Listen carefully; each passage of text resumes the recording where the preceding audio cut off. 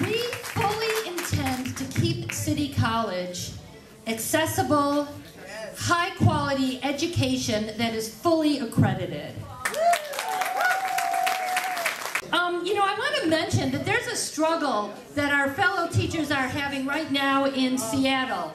At Garfield High School, they're refusing to administer standardized tests because they say that they're inaccurate, hurtful, and inequitable. So they deserve our support. This is a courageous stand, and they want to know, are we in solidarity with them? Good. Then if somebody can take a picture, we can send this to them. They've actually called for a National Day of Solidarity, and so I knew that we would be with them. Well, I want to speak for the students right now. We are definitely in solidarity with the faculty and classified staff at our school. I want to put that out there because there are cuts that are happening at student services as well. So I just want to put that out there, that the students are in this struggle, and don't believe all of the media that you see. The students are part of this struggle, so thank you.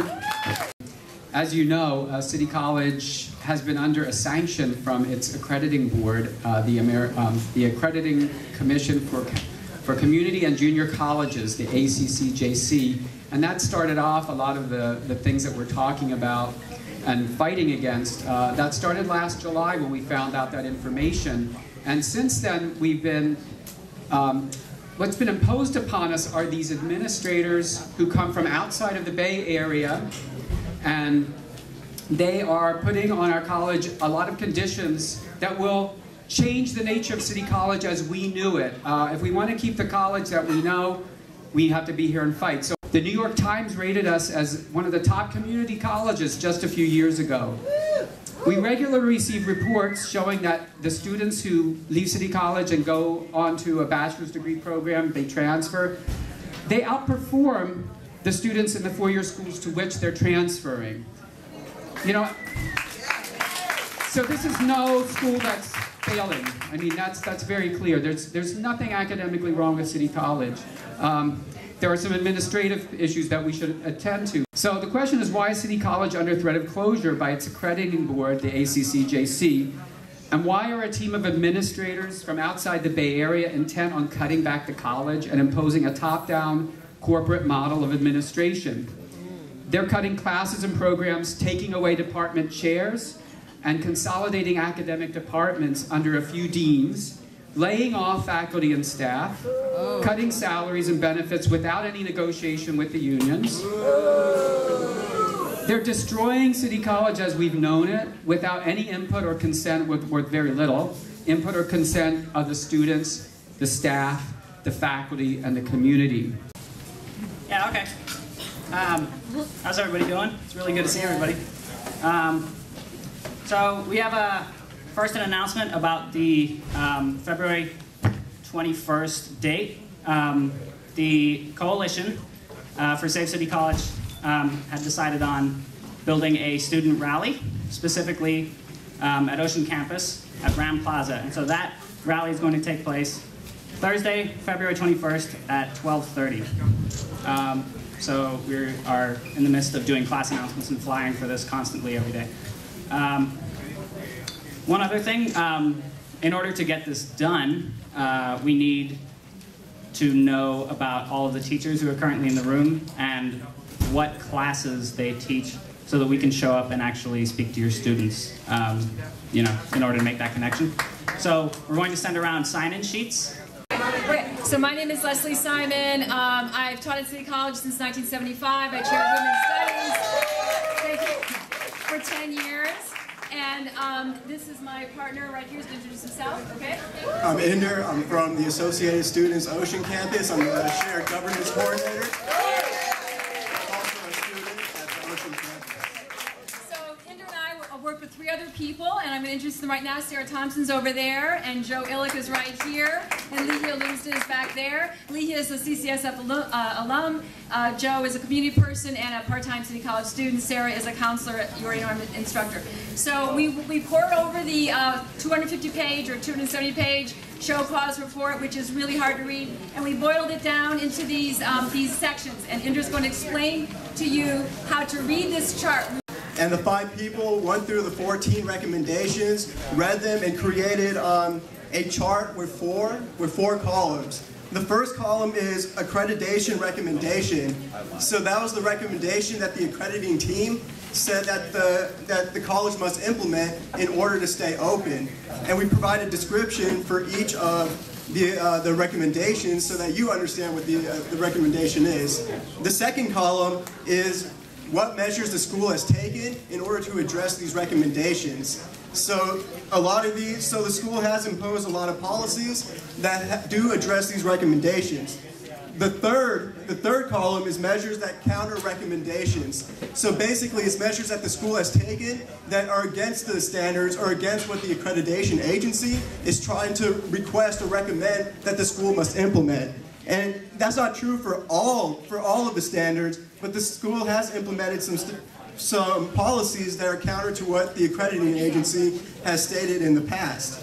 And the fourth column is analysis. And the analysis is driven by the idea and the notion that we do accept that there are deficiencies at City College. However, we do believe that the administration is imposing changes at a pace that is not healthy for our school and for the students, faculty, and staff attending the school. Anne?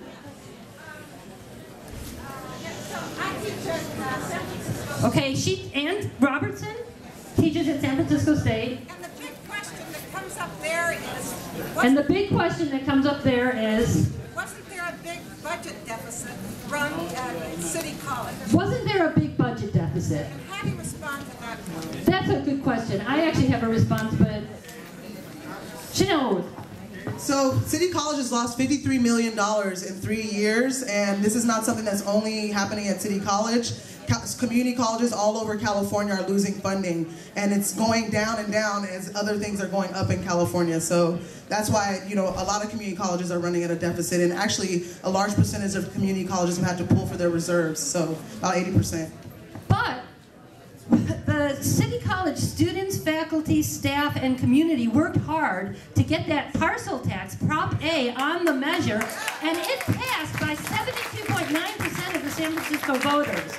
The problem is that those funds are not being used as the voters designated. If you look at the ballot measure, there's 8 points that the money should be used for. But our administrators are outside, interim administrators who have no long-term commitment to the school have said, well, we don't need to use that for educational purposes. The special trustee actually said that he does not feel bound or confined to the ballot measure language.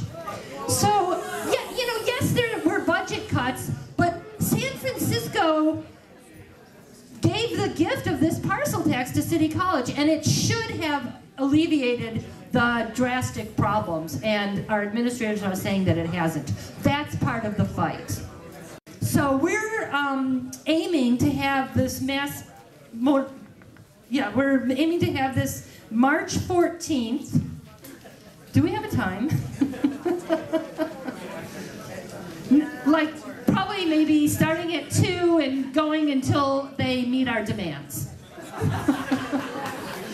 So what do we think of this? So March 14th at City Hall, a lot of students and faculty, everyone is saying that going to this March in Sacramento is not enough, that we need to, build community around this big fight and what's happening in California. So students actually are in agreement that we want to have our March in March this March 14th at City Hall. So we're going to be there too, and we want to get other schools, CSUs, UC students to join us. So March 14th and probably 1 p.m. or 2 p.m. Yeah, the time is to be determined, but the point is that the students and faculty coalitions have really decided that that's a good date and work together on this, and so we're hoping that the community will also join us. Hi everybody. So if we're gonna make these actions as huge as they need to be for us to win our demands, right? That means that each of you needs to help organize, right? And so there's a couple of ways that can happen. One is to get on to the connected with us, either through saveCCSF.org, or if you want to get text updates, you can text follow Save CCSF Now to 40404. That's the Twitter updates. And the main way we need you to get involved is by signing up for a committee. Now, there are so many people here right now that our original plan, which was to break up into small circles, is probably not feasible because there's so many of us. So what we're going to do instead is we're going to have different people who are in charge of these different committees standing in different parts of the room, and we're just going to ask that at some point in the meeting before you leave to go and sign up for the different committees that you would like to participate in. I've been on the action committee, but I'm going to interrupt this process for just a second, maybe a minute, because we have a state senator from Wisconsin who was one of the ones that walked out on Scott Walker. And I just want to really appreciate that he came in here from next door where he's about to give a speech to show solidarity with us.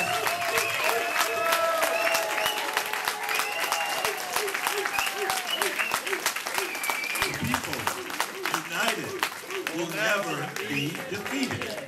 The people united will never be defeated. The people united will never be defeated. Thank you. Thank you very much.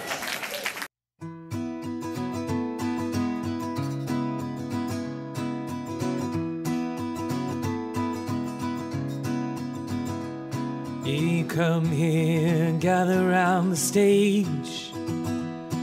The time has come for us to voice our rage against the ones who've trapped us in a cage, to steal from us the value of our wage, from underneath the vestiture of law. The lobbyists at Washington do gnaw at liberty, the bureaucrats guffaw. And until they are purged, we won't withdraw. We'll occupy the streets, we'll occupy the courts, we'll occupy the offices of you, till you do the bidding of the many, not the few.